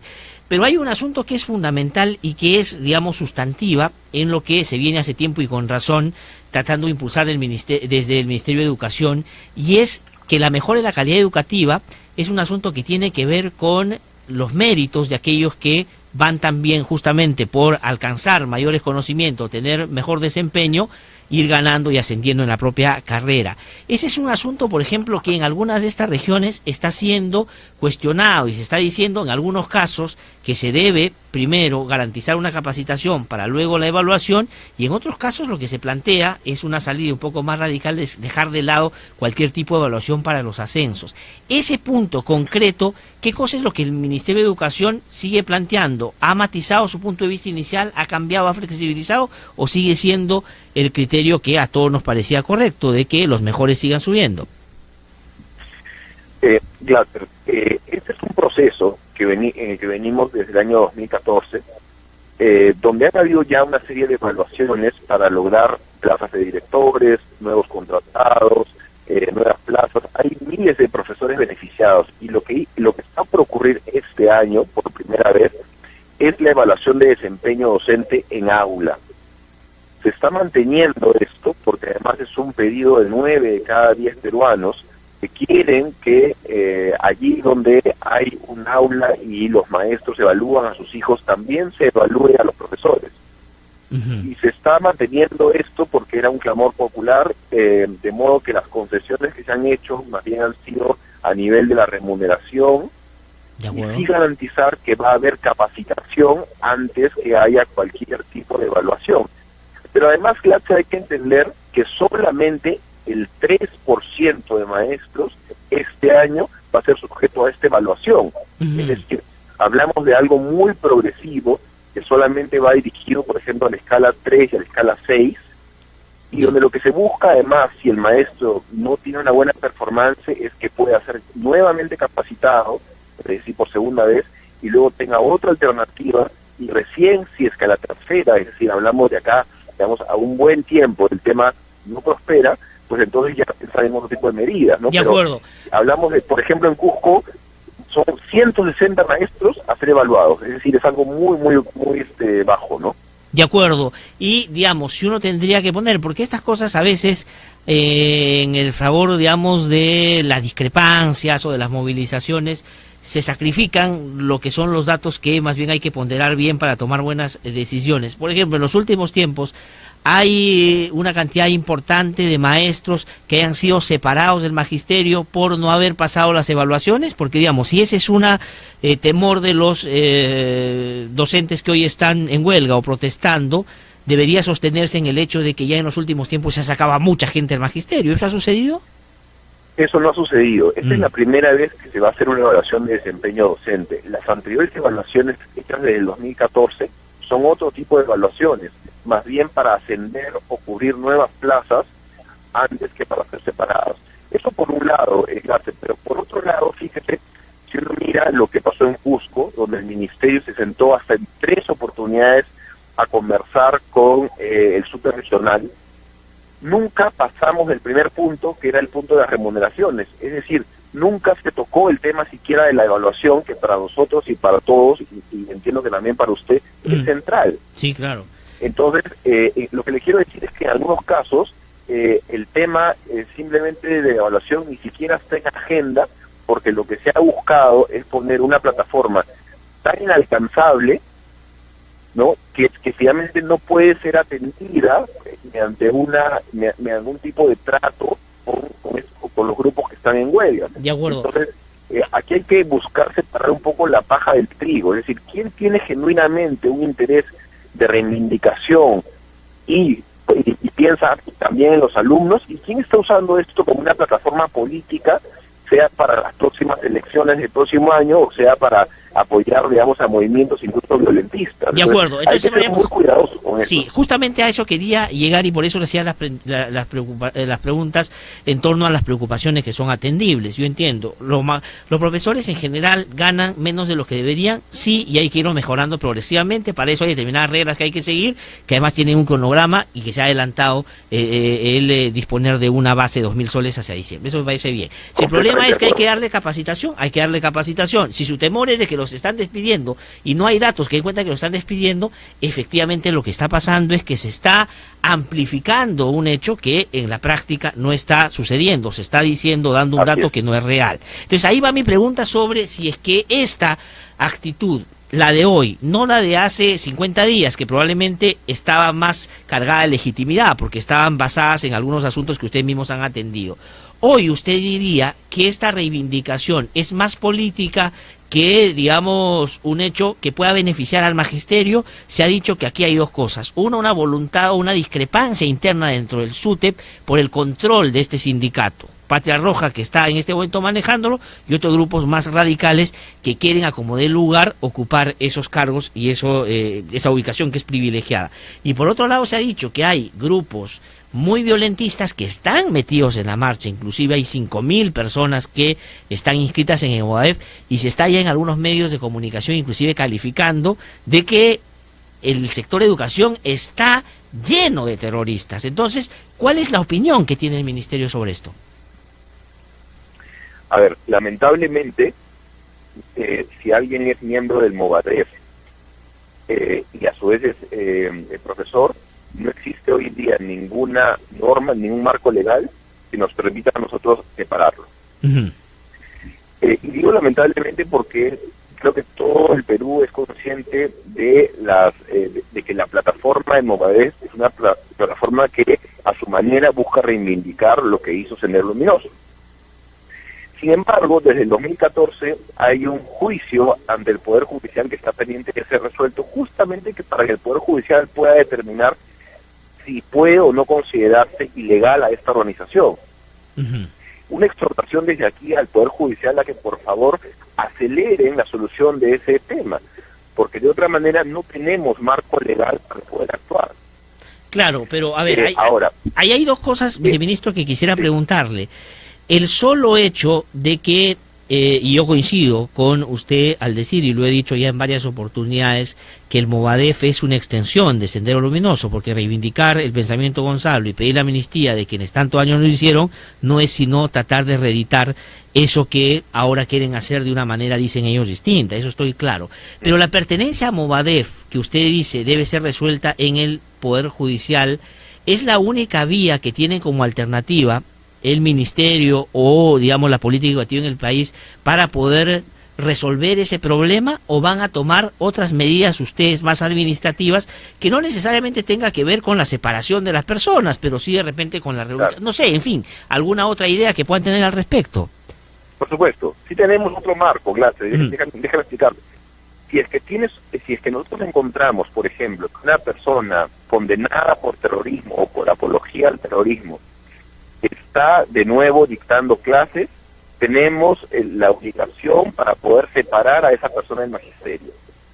De ese tipo de casos, ahorita tenemos ya alrededor de 200 en donde, digamos, se ha querido sorprender al aparato estatal mediante una reincorporación de personas que en algún momento tuvieron condena por terrorismo o por apología. Es decir, hay una norma expresa que nos permite actuar en ese caso y que antepone el derecho de los estudiantes al derecho al trabajo de estas personas. Eso es punto uno.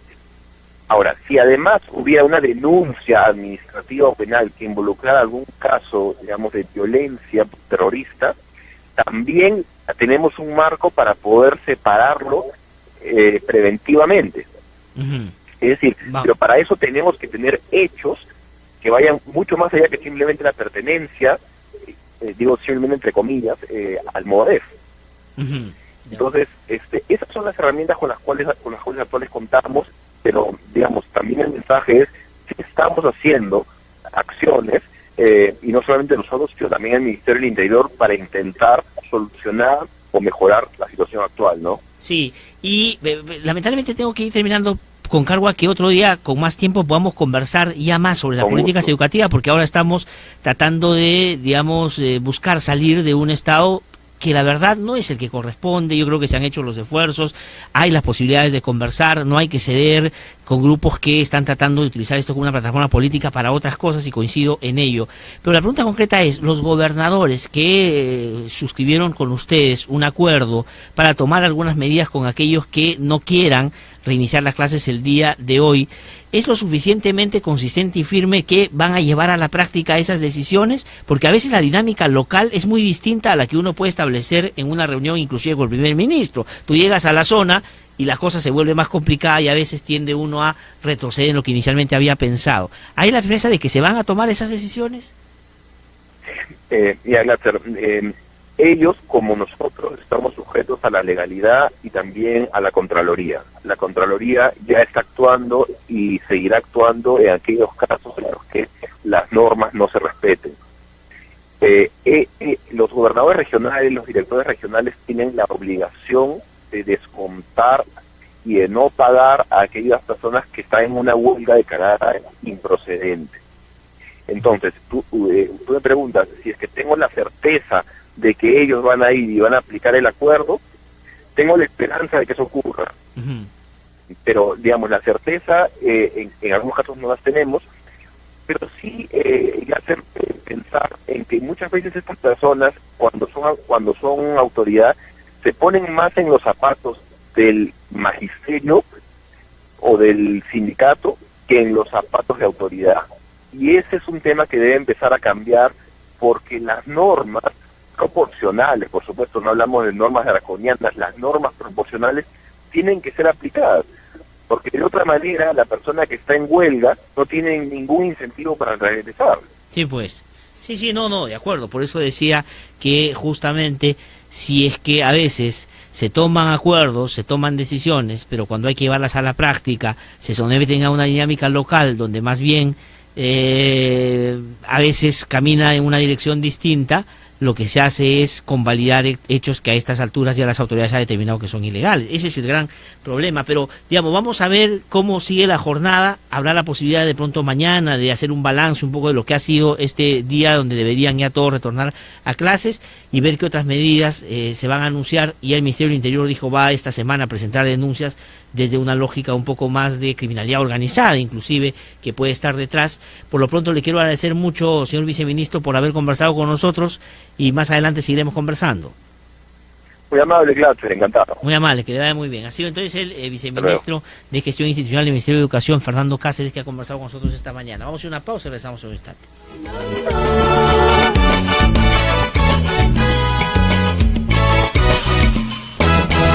Que no te cuenten cuentos, el Diario 1 te cuenta la verdad. Compra el Diario 1, el diario oficial de la realidad peruana.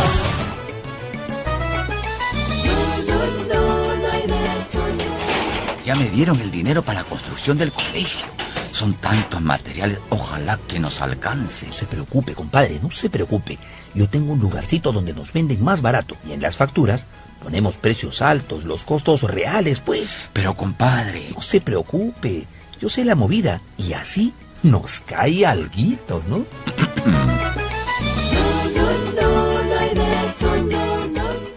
El engaño, el robo y la malversación a los fondos del Estado es un delito y puede ser penado hasta con 8 años de prisión. Denuncia a los que cometen este delito. No formes parte de la corrupción.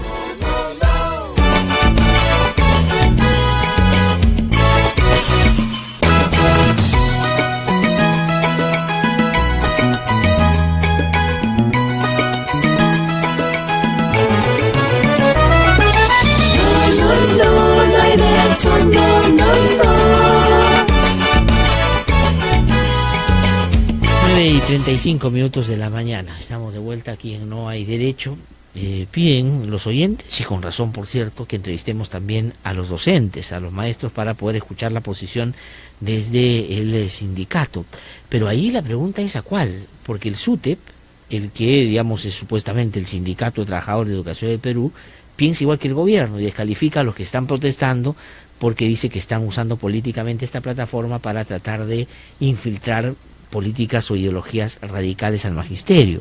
Y si uno entrevista a los otros, claro, digamos, hay varios de ellos que yo los he escuchado y la verdad no están necesariamente sometidos a una agenda que sea la correcta, porque están pidiendo, entre otras cosas, hasta vacancia presidencial. Ese es el problema cuando los temas no se resuelven a tiempo. Cuanto más se demora uno en resolver un conflicto, las posiciones radicales ganan más terreno. Y el último, lo que debería terminar siendo una salida más política, termina convirtiéndose en un problema de orden público, como es el que estamos viendo. Y eso no viene de ahora, viene de hace tiempo, y la política no se hace cargo hasta ahora. Estamos ya aquí en nuestros estudios con el doctor Santiago Gastañaduy. Él es abogado, ha sido congresista, es abogado de Ollantumala y Nadine Heredia, o es parte del grupo de profesionales que alrededor de ellos desarrollan su defensa. Ha venido a conversar con nosotros esta mañana sobre qué van a hacer ahora. Ya una primera y una segunda instancia, en el caso de Ollantumala y Nadine Heredia, han determinado de que debería mantenerse en la situación en la que están, es decir, en prisión preventiva. Doctor Gastañaduy, gusto saludarlo, buenos días. ¿Qué tal? Gracias, ¿cómo estás? Muy buenos días. Muchas gracias por la oportunidad. Tengo entendido que en las próximas horas la defensa debe estar interponiendo el recurso de casación para que sea finalmente la Corte Suprema quien resuelva de manera definitiva el tema de la prisión preventiva, ¿no? Que nosotros consideramos injusta, porque consideramos que es una medida extrema, ¿no? Tú sabes que hay un principio y es que todos somos inocentes hasta que no se pruebe lo contrario. Y como regla general es que toda persona tiene que ser investigada y procesada en libertad. La excepción, la prisión preventiva, solo se debe producir bajo ciertas pautas estrictamente, digamos, consideradas en lo que sea el propio Código Procesal Penal, como es, por ejemplo, el tema del peligro procesal, ¿no? Que puede ser entendido como un peligro de fuga o en todo caso como un entorpecimiento de la justicia, pero acá ninguna de esas dos condiciones se ha cumplido, ¿no? Por eso creemos que lamentablemente el Poder Judicial ha resuelto más por una presión política y mediática que por una cuestión ajustada a derecho. Al margen de que efectivamente en una sociedad democrática uno puede criticar las sentencias, el hecho concreto es que en doble instancia no les han dado a ustedes la razón.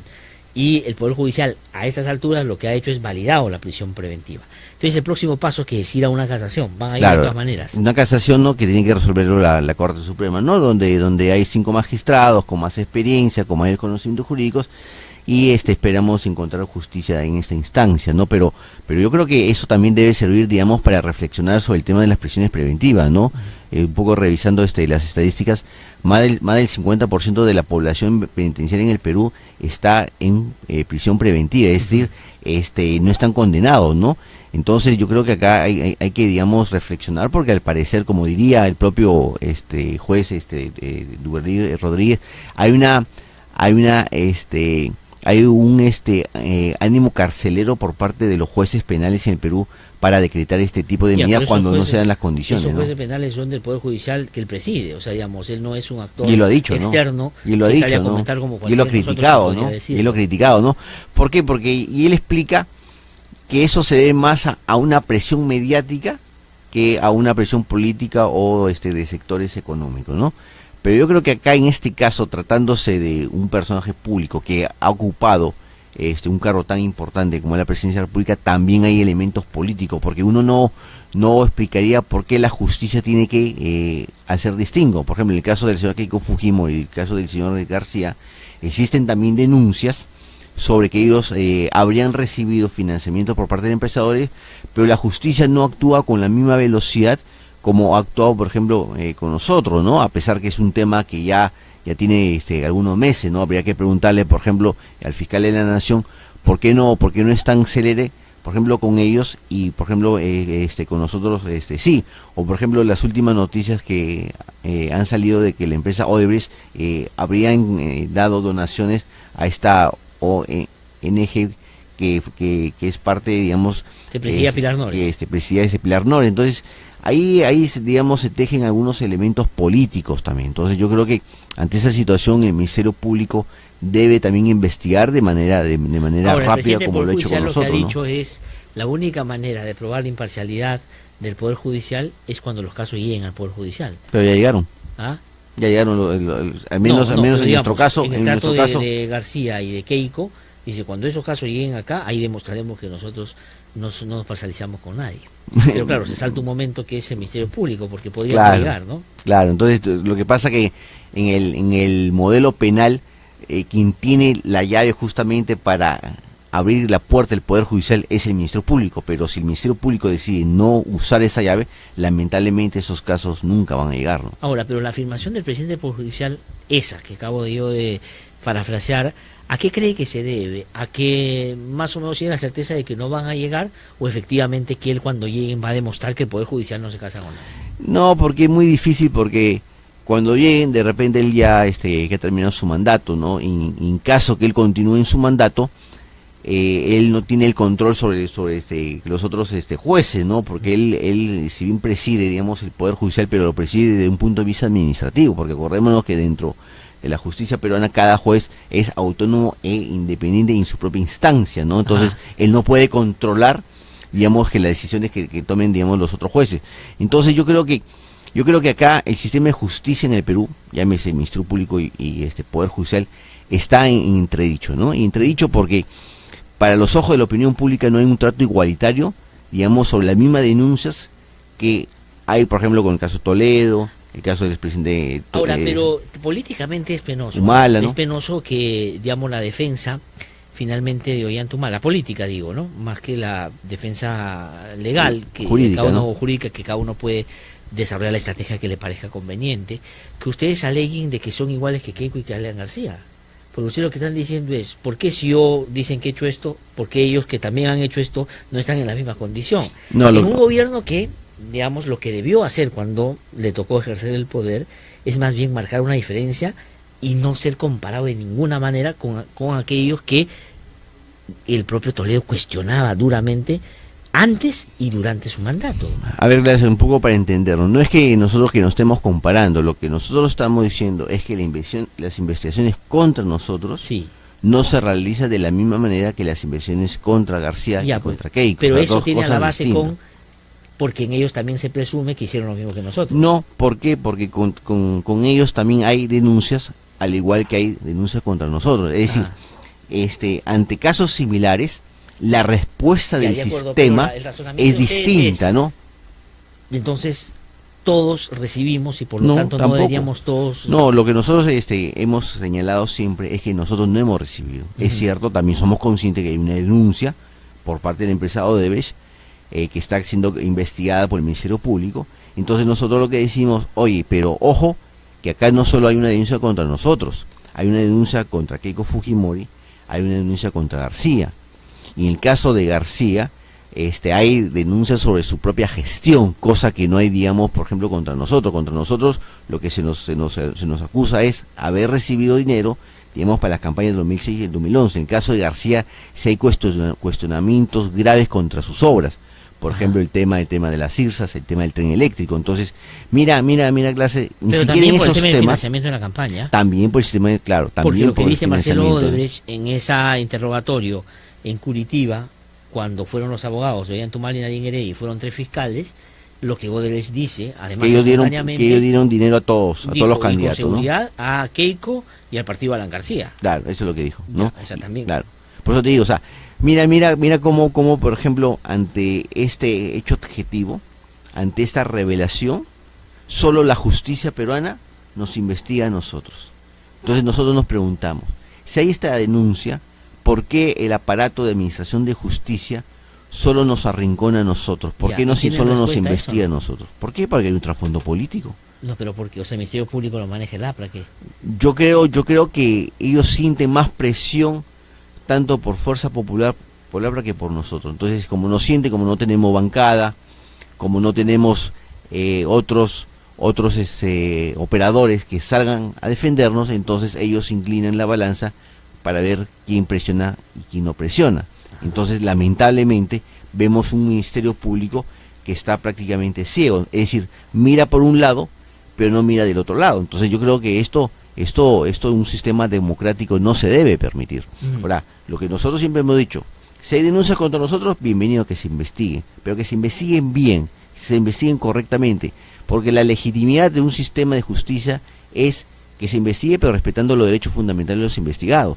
Entonces, ante estas denuncias que se formulan, ante estas declaraciones, lo mínimo que uno debería esperar, y justamente ahí viene también la crítica de la opinión pública frente al aparato de justicia, es que solo se investiga a unos cuantos. Ya, por eso. ¿Y quiénes investigan? A Toledo y a nosotros, ¿no? Quiero terminar con esto. ¿Usted cree que Alan García y Keiko deberían estar en prisión preventiva? ¿O Ollantumala, Nadine Heredia, García y Keiko deberían estar libres? Mira, yo creo que no. Yo creo que estas son unas investigaciones que recién comienzan, porque acordémonos que nosotros, a pesar que ya tiene cerca de 3 años, todavía estamos en lo que se llama investigación preparatoria. Yo creo que se debería investigar a todos en libertad, bajo este principio, porque yo creo que tenemos que ser también consecuentes. Como decía, las investigaciones tienen que hacerse, digamos, con los investigados en libertad, ¿no? Salvo que se produzcan, digamos, este elemento que señala el propio Código Procesal Penal, que es el peligro procesal. Si no se da el elemento del peligro procesal, es decir, todos en libertad, pero que se investigue de manera real. Yo creo que esa es una posibilidad que está evaluando que la defensa, pero como tú bien sabes, primero hay que agotar la vía interna, y esto es que se resuelve el recurso de casación, que lamentablemente en el Perú, pues tú sabes que un recurso de casación, por lo menos queremos que entre 5 a 6 meses se debe estar resolviendo, pero nuevamente creo que nuestro llamado, nuestro reclamo al Ministerio Público es que acordémonos que la empresa Odebrecht también ha señalado que hay financiamiento a Alan García y a Keiko Fujimori, y que también debería investigárselo a ellos. Muy bien, muchísimas gracias. Gracias a ti por la oportunidad. Conmigo esta mañana a las 8 en punto. Este programa es presentado por Mediacorp.pe.